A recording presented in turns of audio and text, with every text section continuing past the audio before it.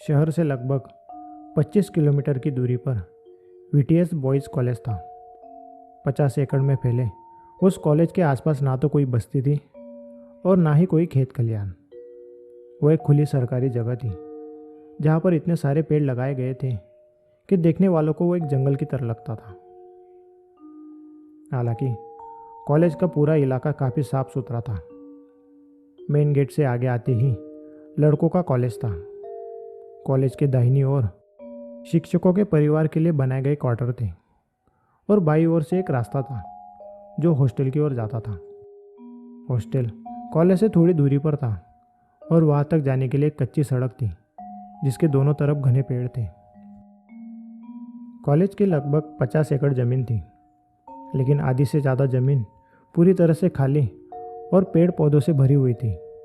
Hostel के पीछे का इलाका एक तरह से जंगल बन चुका था क्योंकि वहाँ कोई नहीं जाता था। हालांकि काफ़ी दूरी पर एक ग्राम देवता का एक छोटा सा मंदिर था और उसके आगे कॉलेज का एक पुराना हॉस्टल था जो खराब होने की वजह से तकरीबन 10 साल से बंद था। अब वो एक खंडर बन चुका था। वहाँ आसपास काफ़ी ज़्यादा घने पेड़ थे और जंगली जानवरों के डर के कारण वहाँ जाने के लिए भी पाबंदी थी।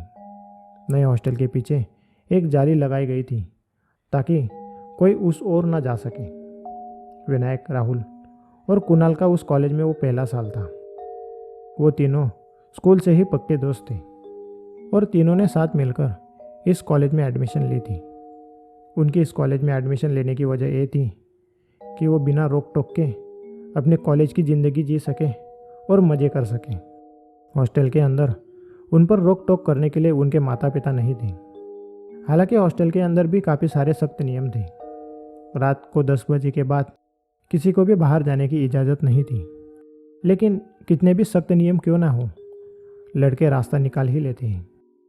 हॉस्टल के आखिर में लड़कों के लिए बनाया गया एक बाथरूम था और बाथरूम की खिड़की से बाहर निकलने का एक रास्ता था।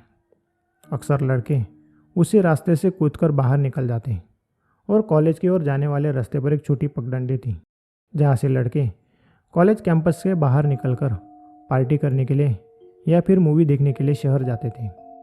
विनायक, राहुल और कुणाल को हॉस्टल में आए हुए महीना भर ही हुआ था कि उन्हें भी बाथरूम वाले रास्ते का पता चल चुका था और वो 2-3 बार वहाँ से भागकर मूवी भी देखने गए थे। अब रात को बाहर घूमने की उनकी जैसे आदत पड़ चुकी थी। वो अक्सर रात को बाहर शहर में घूमते और 12 के बाद ही हॉस्टल में आते। उस दिन भी वैसा ही हुआ। वो बाहर से खाना खाकर तकरीबन 12 बजे लौट रहे थे। बाहर आसमान बिल्कुल साफ था। चांद की पूरी रोशनी आसमान से फैल रही थी और उस रोशनी में पूरी ज़मीन जगमगा रही थी। कॉलेज की बिल्डिंग, सड़क के दोनों तरफ लगे पेड़ और दूर खड़ी हॉस्टल की इमारत चांद की रोशनी में साफ साफ दिखाई दे रहे थे। विनायक, राहुल और कुणाल बातें करते हुए उस पगडंडी वाले रास्ते से निकलकर हॉस्टल के कच्चे रास्ते पर चल रहे थे। रास्ते के दोनों तरफ घने पेड़ होने की वजह से चांद की रोशनी ज़मीन पर नहीं पहुंच रही थी, जिस वजह से वहाँ काफ़ी अंधेरा था। अब उस अंधेरे वाले रास्ते पर खड़े सिक्योरिटी गार्ड उन तीनों को नहीं दिखे, लेकिन उन तीनों की आवाज़ सिक्योरिटी गार्ड ने सुन ली और उसने आवाज़ देकर पूछा, अरे कौन है वहाँ पर? हॉस्टल के बाहर कौन घूम रहा है? अरे शर्मा जी, देखो तो कौन लड़के बाहर घूम रहे हैं। उस सिक्योरिटी गार्ड की आवाज़ को सुनते ही वो तीनों डर के मारे हॉस्टल की ओर दौड़ पड़े और उनको दौड़ता देख सिक्योरिटी गार्ड भी उनके पीछे दौड़ा। अब देर रात तक बाहर घूमना मना था। अगर पकड़े गए तो शायद से हॉस्टल से निकाल दिया जाएगा। ये बात वो तीनों जानते थे, इसलिए वो दौड़ते हुए हॉस्टल की पिछली दीवार तक पहुंच गए। लेकिन वो बाथरूम तक जाते तभी उन्होंने देखा कि बाथरूम के पास भी एक सिक्योरिटी गार्ड खड़ा था। अब उनके आगे सिक्योरिटी गार्ड था और पीछे भी। वो पूरी तरह से फंस चुके थे। भागने की कोई और जगह नहीं थी। तभी कुणाल ने उन दोनों को खींचते हुए जंगल की ओर लगे जाली के पास ले गया और तीनों उसके ऊपर से कूदकर जंगल की ओर भागे। अब जंगल काफ़ी घना था तो चांद की जरा भी रोशनी ज़मीन पर नहीं पड़ रही थी। इस वजह से वो तीनों वहाँ से ओझल हो गए और सिक्योरिटी गार्ड को पता ही नहीं चला कि आखिर वो कौन थे और कहाँ गए। भाई, बाल बाल बच गए, राहुल ने हाँफते हुए कहा। मैं तो पहले ही कह रहा था कि रोज़ रोज़ इस तरह से बाहर घूमना भारी पड़ सकता है। अगर पकड़े जाते तो आज हॉस्टल से छुट्टी हो जाती। विनायक ने गुस्से से कुणाल की ओर देखते हुए कहा। यह सब कुणाल की वजह से ही हुआ है। उसे ही शौक था बाहर घूमने का। मैं तुम्हें ज़बरदस्ती लाया था क्या? घूमने में तो तुम्हें भी मज़ा आता है। देखो, अब झगड़ा मत करो, कहीं वो सिक्योरिटी गार्ड हमारी आवाज़ ना सुन ले। राहुल ने दोनों को चुप कराया। अरे छोड़ो भी, हमारी आवाज़ वहाँ तक नहीं जाएगी, हम काफ़ी अंदर तक आ गए हैं। कुणाल ने एक पेड़ के नीचे बैठते हुए कहा। ये लो, मेरे पास सिगरेट है। कहते हुए उसने सिगरेट निकाली। विनायक और राहुल भी नीचे बैठ गए और तीनों ने सिगरेट जलाई। जंगल के अंदर काफ़ी सन्नाटा था। कीट पतंगों की आवाज़ के अलावा और कोई आवाज़ नहीं थी। ठंड बाहर के खुले मैदान के मुकाबले यहाँ ज़्यादा थी। तीनों ठिठुरते हुए सिगरेट पीते हुए बातें कर रहे थे। उन्हें वहाँ बैठे काफ़ी समय बीत गया। तभी राहुल ने कहा, तुमने वो आवाज़ सुनी? विनायक और कुणाल एकदम से खामोश हो गए। कैसी आवाज़? पत्तियों की आवाज़, जैसे हमारे आसपास कोई चल रहा है। कोई जंगली जानवर तो नहीं? विनायक ने डरते हुए पूछा। सुना है या इस जंगल में जंगली जानवर है? विनायक बचपन से ही काफ़ी ज़्यादा डरपोक था। हालांकि कुणाल और राहुल बहादुर थे और वो विनायक को अपने छोटे भाई की तरह संभालते थे। अरे डरो मत, कुणाल ने ज़मीन पर आसपास कुछ ढूंढते हुए कहा। जानवर भी होगा तो भी उसे भगा देंगे। फिर उसने पास ही पड़ी एक लकड़ी और एक बड़ा सा पत्थर उठाया। वो तीनों काफ़ी देर तक शांत बैठे रहे ताकि आवाज़ के बारे में सही से अंदाज़ा लगा सकें। लेकिन उसके बाद उन्हें कोई आवाज़ सुनाई नहीं दी सिवाय कीट पतंगों के। और फिर से वो सिगरेट पीते हुए बातें करने लगे। वो वहाँ बैठकर कुछ समय निकाल रहे थे ताकि हॉस्टल के पास खड़े सिक्योरिटी गार्ड वहाँ से चले जाएं। अब बातें करते हुए कितना समय बीता था तीनों को भी नहीं मालूम। ठंडी हवा और ऊपर से सिगरेट, तीनों का बातों में मस्त समय बीत रहा था। फिर विनायक बाथरूम जाने के लिए उठा और वो उस पेड़ से थोड़े दूर जाकर खड़ा हो गया। राहुल और कुणाल बातें ही कर रहे थे कि तभी विनायक की आवाज़ सुनी। राहुल, जल्दी आओ। उसकी आवाज़ में डर और कपकपाहट थी। दोनों झट से उठकर उसके पास गए। अरे क्या हुआ विनायक?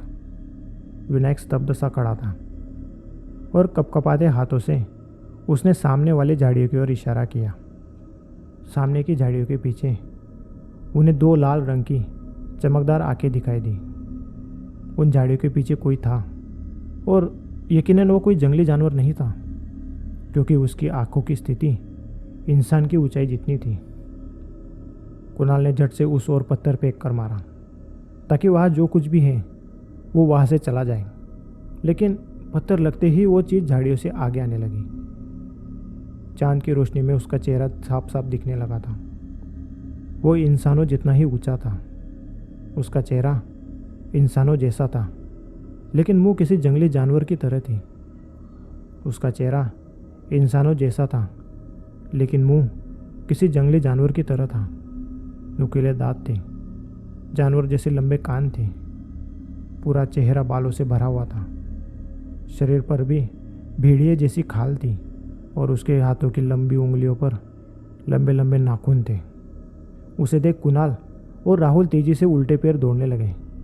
विनायक भी झट से मुड़ा और दौड़ने लगा, लेकिन वो अचानक से गिर गया। राहुल, कुणाल, मुझे बचाओ! विनायक ने चीखते हुए आवाज़ लगाई, जिसे सुन दोनों रुक गए और पीछे मुड़कर देखा। उस शैतान जैसे दिखने वाले जानवर ने विनायक का पैर पकड़ लिया था और वो उसे खींचते हुए जंगल के अंदर उस पुराने हॉस्टल की ओर ले जा रहा था। राहुल और कुणाल सिर्फ उसे देख रहे थे। उन्हें समझ नहीं आ रहा था कि आखिर क्या करें। हॉस्टल की ओर भागकर मदद मांगने तक का समय नहीं था, क्योंकि वो किसी की मदद लेने जाएंगे तब तक पता नहीं विनायक जिंदा बचेगा भी या नहीं। विनायक काफ़ी ज़्यादा डरपोक और ऐसा लड़का था जो अपनी जान बचाने के लिए भी संघर्ष नहीं कर पाता, और यह बात वो दोनों जानते थे। हालांकि विनायक उनके लिए छोटे भाई जैसा था और अब तक उन्होंने उसे हर मुसीबत से बाहर निकाला था, तो इस बार वो उसे कैसे छोड़ देते। यह सोचते हुए राहुल ने ज़मीन पर पड़ा एक बड़ा सा पत्थर उठाया और कुणाल के हाथ में डंडा तो था ही। वो दोनों चीखते हुए विनायक को बचाने के लिए दौड़ पड़े। जंगल में विनायक की चीखें गूंज रही थी और राहुल और कुणाल उन चीखों का पीछा करते हुए उसकी ओर दौड़ रहे थे। वो दौड़ते दौड़ते पुराने हॉस्टल के खंडर के पास पहुंच गए। विनायक की आवाज़ हॉस्टल के उसी खंडर से आ रही थी। हालांकि हॉस्टल पूरी तरह से खाली था, तो आवाज़ वहाँ गूंज रही थी, इसलिए दोनों को समझ नहीं आ रहा था कि आखिर विनायक है कहाँ। राहुल और कुणाल उसे आवाज़ लगाते हुए हॉस्टल के अंदर घूमने लगे। हॉस्टल पूरी तरह से खंडर बन चुका था। पूरी जगह की फर्श उचड़ चुकी थी और हर तरफ घास और छोटे पौधे उग चुके थे। दीवारों का पूरा प्लास्टर लगभग निकल गया था और कमरों की खिड़कियाँ टूट चुकी थी। जहाँ से चांद की थोड़ी बहुत रोशनी उन कमरों के अंदर पड़ रही थी और बाकी पूरा अंधेरा था। राहुल और कुणाल को पता नहीं था कि आखिर वो जानवर कहाँ है, इसलिए उन्होंने विनायक को आवाज़ देना बंद कर दिया और बिना आवाज़ किए वो उसके आवाज़ की ओर बढ़ रहे थे। वो हॉस्टल के कमरों के पास से गुजरते हुए टूटी खिड़कियों से अंदर झांककर विनायक को खोज रहे थे और साथ ही उस अजीब से जानवर को भी। उन दोनों के हाथ पैर पूरी तरह से काँप रहे थे। दिल की धड़कन इतनी तेज थी कि मानो जैसे वो छाती चीरकर बाहर ही निकलने को हो। अब वहाँ विनायक के कराने की आवाज़ के अलावा सब शांत था और यह शांति उन दोनों को और ज़्यादा डरा रही थी। वो दोनों चारों ओर देखते हुए बिना आवाज़ किए आगे बढ़ रहे थे। तभी एक बड़े से हॉल के अंदर उन्हें विनायक ज़मीन पर पड़ा कराता हुआ दिखा। वो दोनों उस हॉल के अंदर गए। उस जानवर को देखने के लिए यहाँ वहाँ नज़रें घुमाने लगे। हॉल की छत काफ़ी जगह से टूट चुकी थी, जहाँ से चांद की रोशनी नीचे फर्श पर पड़ रही थी। दीवारें कई जगहों से टूट चुकी थी और कई जगहों पर बड़े बड़े सुरंग जैसे गड्ढे थे। जब चारों ओर नज़रें घुमाने के बाद भी वो जानवर आसपास दिखाई नहीं दिया, तब वो दोनों विनायक के पास गए। विनायक का दाहिना पैर पूरी तरह से लहूलुहान था, पैंट फट चुकी थी और नाखूनों की वजह से पैर का काफ़ी मांस निकल चुका था। अब विनायक तू ठीक तो है? राहुल ने उसे उठाने की कोशिश करते हुए पूछा। अब भाई पैर में काफ़ी ज़्यादा दर्द है, चला भी नहीं जा रहा। विनायक, वो जानवर कहाँ है? मुझे नहीं मालूम।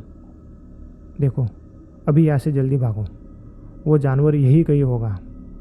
कुणाल यहाँ वहाँ देखते हुए दोनों को बता रहा था, लेकिन विनायक का जख्म ज़्यादा गहरा होने की वजह से उसे चला नहीं जा रहा था।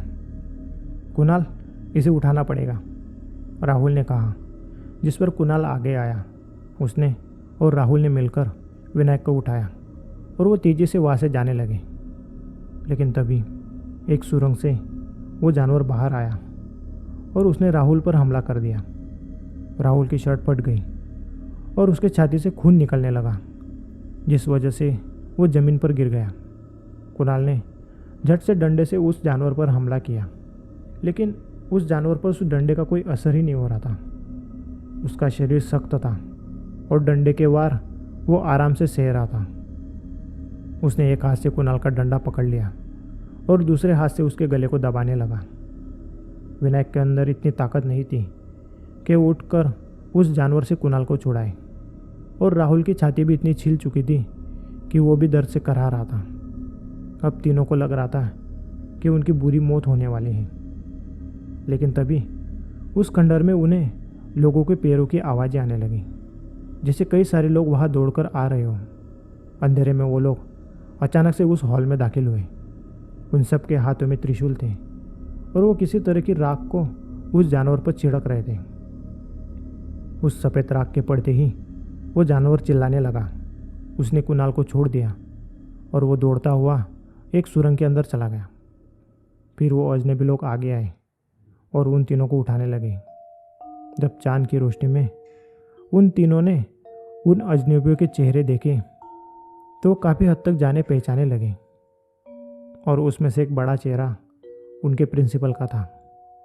जब ध्यान से देखा तो वो सारे लोग कॉलेज के ही थे। उसके बाद वो लोग विनायक, राहुल और कुणाल को किसी के घर ले गए। उन्हें बिस्तर पर सुलाया और किसी डॉक्टर को बुलवाकर उनके जख्मों पर पट्टी लगाई। गहरे जख्म होने की वजह से उन्हें काफ़ी तकलीफ हो रही थी, इसलिए डॉक्टर ने उन तीनों को बेहोशी का इंजेक्शन लगाया, जिसके बाद वो तीनों बेहोश हो गए और अगली सुबह ही उन्हें होश आया। सुबह जब वो उठे तो उनके सामने दो व्यक्ति बैठे हुए थे। उनमें से एक प्रिंसिपल थे और दूसरा व्यक्ति शायद से उस घर का मालिक था। कैसी तबीयत है? प्रिंसिपल ने पूछा। अब तो ठीक है, लेकिन सबसे पहले आप ये बताइए कि आखिर वो चीज़ क्या थी? तीनों ने डर के मारे एक सवाल किया, जिस पर प्रिंसिपल कुछ देर तक खामोश रहे और फिर उन्होंने कहा, वो एक शापित इंसान था। शापित इंसान? हमारे कॉलेज के आसपास एक शापित इंसान है और आप लोगों ने किसी को बताया नहीं? वहाँ बोर्ड पर तो लिखा है कि जंगल में जंगली जानवर है, जाना मना है। उस दूसरे व्यक्ति ने कहा। गए क्यों थे अंदर? जंगली जानवर? वहाँ कोई जंगली जानवर नहीं था, वो एक शैतान था। कल रात को हम मरते मरते बचे। तो गए क्यों थे वहाँ? उस आदमी ने चिढ़ते हुए कहा। तो प्रिंसिपल ने उसे शांत रहने का इशारा किया और आगे कहा, देखो बेटा, मैं तुम्हें सारी बात बताता हूँ। कल तुम्हारा जिस शापित इंसान के साथ मुकाबला हुआ था, असल में वो मेरा बेटा विवेक था। यह बात सुन तीनों भौचक्का होकर प्रिंसिपल को देखने लगे। प्रिंसिपल ने आगे कहा, बात दरअसल कई सालों की है। यह कॉलेज मेरे दादाजी ने डाला था। ये एक सरकारी ज़मीन है, जैसे मेरे दादाजी ने सरकार से लेकर गांव वालों के लिए कॉलेज शुरू किया था। इसी ज़मीन पर एक ग्राम देवता का मंदिर भी था, जिसे यहाँ के गांव वाले काफ़ी पूजते थे। अब जब ये सारी ज़मीन मेरे दादाजी की हो गई, तो गांव वालों ने दादाजी से रिक्वेस्ट की कि वो इस मंदिर को यहाँ से ना हटाएं।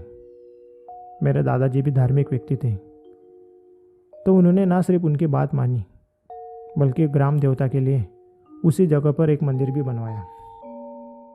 मेरे दादाजी के जाने के बाद इस कॉलेज को मेरे पिता ने संभाला और उनके बाद मैं भगवान को नहीं मानता था और इसी वजह से मेरा बेटा भी नास्तिक ही था। वो भी किसी तरह के भगवान को नहीं मानता था। अब जब मैं इस कॉलेज का काम संभाल रहा था, उस वक्त मेरा बेटा भी इसी कॉलेज में पढ़ रहा था। यह बात लगभग 10 साल पुरानी होगी। तब यह नया हॉस्टल नहीं था। सारे स्टूडेंट उसी पुराने हॉस्टल में रहते थे और मेरा बेटा भी उसके दोस्तों के साथ वही रहता था। अब यह कॉलेज हमारा ही था, तो विवेक को यहाँ कोई रोक टोक नहीं थी। वो जब चाहे तब यहाँ पार्टी करता, शराब पीता। मैं अपने बेटे से काफ़ी प्यार करता था और मैंने उसे किसी भी चीज़ के लिए कभी रोका टोका नहीं। मैं तो चाहता था कि वो अपनी जवानी काफ़ी मज़े में जिए, इसलिए वो अक्सर कॉलेज में शराब की पार्टी करता था और मैं उसे कुछ नहीं बोलता था। एक दिन गांव के कुछ लोगों ने मुझे बताया कि विवेक उस ग्राम देवता के मंदिर में शराब पी रहा था। उन लोगों ने बताया कि वो एक जागरूक ग्राम देवता है और अगर वो गुस्सा हो गए तो कुछ भी बुरा हो सकता है। गांव वाले लोगों की उस मंदिर में काफ़ी आस्था थी, लेकिन मेरी नहीं थी। मैंने उनकी बात को अनसुना कर दिया, उनकी चेतावनी को ज़्यादा गंभीरता से नहीं लिया और अपने बेटे से भी कुछ नहीं कहा। लेकिन यही मेरी सबसे बड़ी गलती हो गई। एक रात विवेक और उसका दोस्त उसी मंदिर में दारू और नॉनवेज लेकर गए थे और उस मंदिर में बैठकर वो पार्टी कर रहे थे। लेकिन अचानक से वहाँ से चीखने चिल्लाने की आवाज़ें आने लगी। जब हमने वो आवाज़ें सुनी तो मैं और मेरे साथ काम करने वाले मेरे कलीग दौड़कर वहाँ गए। हमने देखा कि मेरे बेटे का दोस्त मंदिर के बाहर मरा पड़ा था और मेरा बेटा उसका मांस खा रहा था। यह नज़ारा देख हम सबके रोंगटे खड़े हो गए। हम लोगों ने झट से उसे पकड़ लिया और कॉलेज के एक कमरे में बंद कर दिया। उस दिन वो पागलों की तरह बर्ताव कर रहा था, किसी जंगली जानवर की तरह चिल्ला रहा था। हमें कुछ भी समझ नहीं आ रहा था कि आखिर उसे हुआ क्या है। हमने तत्काल डॉक्टर को कॉल किया, उन्हें बुलाया, लेकिन उन्हें भी कुछ भी समझ नहीं आया। उन्हें लगा कि शायद उसकी मानसिक हालत ख़राब हो चुकी है, लेकिन शाम तक जो लड़का अच्छा था, रात को अचानक उसकी मानसिक स्थिति कैसे ख़राब हो सकती है। हमने झट से उसे एक बड़े अस्पताल में भर्ती कराया। विवेक के साथ जो कुछ भी हुआ, मैं उस खबर को फैलने नहीं देना चाहता था, क्योंकि कॉलेज की रेपुटेशन का सवाल था। अगर यह बात कॉलेज के लड़कों में फैल जाती तो कॉलेज बंद पड़ जाता। इसलिए हम सब ने यह बात छुपाई और चुपके से उसे बड़े अस्पताल में भर्ती करा दिया। मेरे कलीग में से कुछ ने कहा कि विवेक ने उस मंदिर में बैठ शराब और मांस खाया है, इसलिए उसकी यह हालत हुई है। हालांकि मैंने उनकी बात नहीं मानी। मैं उसे अच्छे से अच्छे अस्पताल ले गया, लेकिन कहीं पर भी उसका इलाज नहीं हुआ, बल्कि दिन पर दिन उसकी हालत और भी ख़राब होती गई और वो धीरे धीरे जानवर की तरह बर्ताव करने लगा। उसके बाद मैं उसे वापस यही ले आया, उसे यही कॉलेज के एक कमरे में बंद कर दिया और यही उसका इलाज कराने लगा। लेकिन एक दिन वो अपने कमरे से भाग गया। हमने उसे काफ़ी ढूंढा, वो कहीं नहीं मिला। हमें लगा कि वो ये जगह छोड़कर चला गया होगा, लेकिन नहीं, वो यही था। एक दिन हॉस्टल का एक लड़का गायब हो गया। जब हमने उसे ढूंढा तो हमें जंगल में उसकी लाश मिली, जिसे आधा खाया गया था। मैं समझ गया कि विवेक ने ही किया होगा। मैंने झट से पूरे हॉस्टल को खाली करवा दिया। अब मुझे मेरे कलीग्स की बातों पर यकीन होने लगा। उन्होंने मुझे समझाया कि यह ग्राम देवता का ही श्राप है और जब तक ये श्राप नहीं जाता विवेक वैसा ही रहेगा। कुछ लोगों का तो कहना था कि विवेक अब शापित है और जैसे उसने 2 लोगों को मारा है वैसे ही वो बाकी लोगों की भी जान ले लेगा। इसलिए उनका कहना था कि उसे पकड़कर मार देना चाहिए। अब लोगों के लिए बोलना तो आसान था, क्योंकि उनके लिए तो एक शापित इंसान था, लेकिन मेरे लिए तो मेरा बेटा था। मैं भला उसे कैसे मरने देता। फिर मैंने उस मंदिर के काफ़ी पुराने पुजारी को बुलवाया, उन्हें सारी बात बताई। तब उन्होंने मुझे बताया कि जब तक उसका श्राप नहीं जाता उसे इसी जगह कैद करना होगा। उन्होंने पुरानी हॉस्टल और आधे जंगल तक के इलाके का किसी तरह का मंत्रों का घेरा बनवाया और बताया कि विवेक अब कभी भी इस घेरे के बाहर नहीं जा पाएगा और ना ही किसी के लिए खतरा बनेगा, लेकिन अगर कोई इस घेरे के अंदर गया तो उसे मार देगा। पुजारी की बात सुनने के बाद मैंने यहाँ कोई न जाए इसलिए उस घेरे के चारों ओर लोहे की जाली लगवा दी। यह कहानी सुन विनायक, राहुल और कुणाल के चेहरे का रंग उड़ चुका था। वो तीनों एक दूसरे को देख रहे थे। प्रिंसिपल ने फिर से आगे कहा, देखो बेटा, मैं तुम्हारे आगे हाथ जोड़ता हूँ, लेकिन यह बात बाहर नहीं जानी चाहिए। अगर लोगों को पता चल गया कि यहाँ एक शापित इंसान है तो ये कॉलेज बंद हो जाएगा। और मुझे कॉलेज की भी इतनी फिक्र नहीं है जितनी मेरे बेटे की है। जब लोगों को पता चलेगा कि मेरा बेटा शापित है और वो लोगों के लिए खतरा बन सकता है तो उसे मार देंगे। मेरा बेटा ठीक हो सकता है। उस पंडित ने बताया था कि जब उसका श्राप उतर जाएगा तो फिर से इंसान बन जाएगा। इसलिए मैं इतने सालों से उसे संभाले हुए हूँ। मैं तुम्हारे आगे हाथ जोड़ता हूँ, बस यह बात बाहर नहीं जानी चाहिए।